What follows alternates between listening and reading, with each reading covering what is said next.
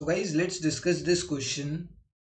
Question is, for less than ogive, less than cumulative frequency is plotted against the dash limit of the class intervals.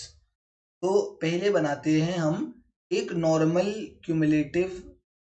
Normal frequency distribution कर कि class intervals अपने को दे दी and frequency दे दी, ठीक है, 0 to 10, 10 to 20, 3 to, and इसकी frequencies हमारे पास हैं 11, 4, 7। इसको मैंने कन्वर्ट करा किस में, इसको मैं कन्वर्ट करूंगा less than frequency distribution table में।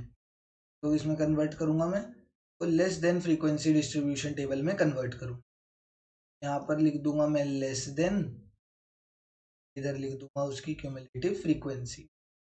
पहले less than 10, less than 20 and less than 30। अब ये बोलेगा कोई भी बच्चा या जो पढ़ने वाला है वो कहेगा आपने लेस देन 10 क्यों लिया है, लेस देन 0 भी तो ले सकते थे। लेस देन 0 अगर ले लेता तो लेस देन 0 क्या है, लेस देन 0 तो कुछ भी नहीं है, क्योंकि टेबल ही कहाँ से शुरू हो रही है, टेबल ही 0 to 1 से शुरू हो रही है, तो लेस देन 0 नहीं ले सकता। तो कभी भी लेस देन टेबल बनाते हैं तो आपको अपने दिमाग में क्या रखना है, लेस देन टेबल दिमाग में, मतलब लेस देन टेबल बनाते टाइम दिमाग में क्या रखना है कि हमें अपर लिमिट जो है, क्या चीज, हमें अपर लिमिट से लेस देन निकालना होता है। हमेशा याद रखना है, लेस देन टेबल बनाएंगे तो हमेशा अपर लिमिट से हमें लेस देन निकालना होता है कि लेस देन 10, फिर लेस देन 20 अपर लिमिट से देख रहे हैं, एंड फिर लेस देन 30, ठीक है। अब लेस देन 10 में कितने आ गए, लेस देन 10 में 11 है, ये 11 हो गया ना, लेस 0 to 10 में देखेंगे 11 फ्रीक्वेंसी हो गई। लेस देन 20 में ये वाले भी इंक्लूड हो गए एंड ये वाले भी इंक्लूड हो गए, तो 11 और 4 दोनों आ गए, इसमें हो गए 15। लेस देन 30 में अब तीनों ही इंक्लूड हो गए, तो तीनों को ही ऐड कर देंगे, तो 11 + 5 15, 15 एंड 7 22, ये बन गई हमारी क्यूमुलेटिव फ्रीक्वेंसी। अब करते हैं इसी लेस देन क्यूमुलेटिव फ्रीक्वेंसी की प्लॉटिंग, ओजाइव बनाते हैं।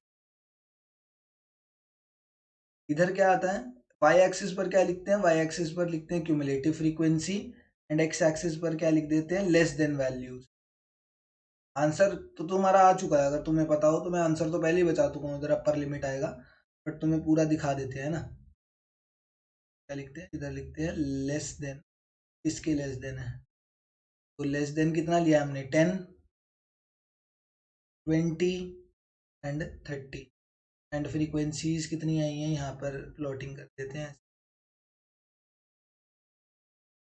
तो 5, 10, 15, 20 ऐसे करके। अब लेस देन 10 में कितने हैं, लेस देन 10 में है 11, 11 आ गया। लेस देन 20 में कितने हैं, लेस देन 20 में है 50। लेस देन 30 में कितने हैं, 22 वो आ गया यहाँ पर। तब इसको नॉर्मल ज्वाइन कर दो, ये हमारा बन गया, क्या बन गया, this is a less than ogive. जब हम लेस देन फ्रीक्वेंसी टेबल को ग्राफ में रिप्रेजेंट करते हैं तो क्या बन के आता है, लेस देन ओजाइव बन के आता है।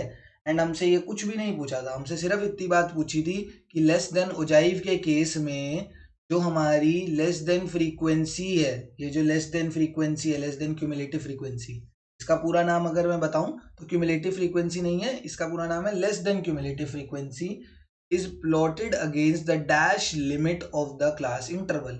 अब ये कौन सी लिमिट है, ये 10, 20, 30, ये किसके अगेंस्ट बनाई गई है, तो मैंने तुम्हें अभी बताया कि ये जो फ्रीक्वेंसी है, ये जो लिमिट है, this is always the upper limit, क्योंकि लोअर लिमिट नहीं ले सकते हम। सिंपल सी बात यहीं पे ही कॉन्ट्राडिक्ट करती है। जैसे ही मैंने सोचा कि मैं लोअर लिमिट लूंगा, मैंने बोला यहाँ पे मैं लेस देन 0 लिखूंगा, लेस देन 0 तो है ही नहीं, कुछ टेबल के अंदर दे ही नहीं रखा लेस देन 0 में, ठीक है। तो इसी वजह से लेस देन मतलब लोअर लिमिट हम नहीं ले सकते in case of less than table. हम हमेशा कौन सी लिमिट लेते हैं, upper limit is taken in case of less than ogive. तो यहाँ पर क्या आंसर होगा, for less than ogive less than cumulative frequency is plotted against the upper limit of the class interval. Thank you.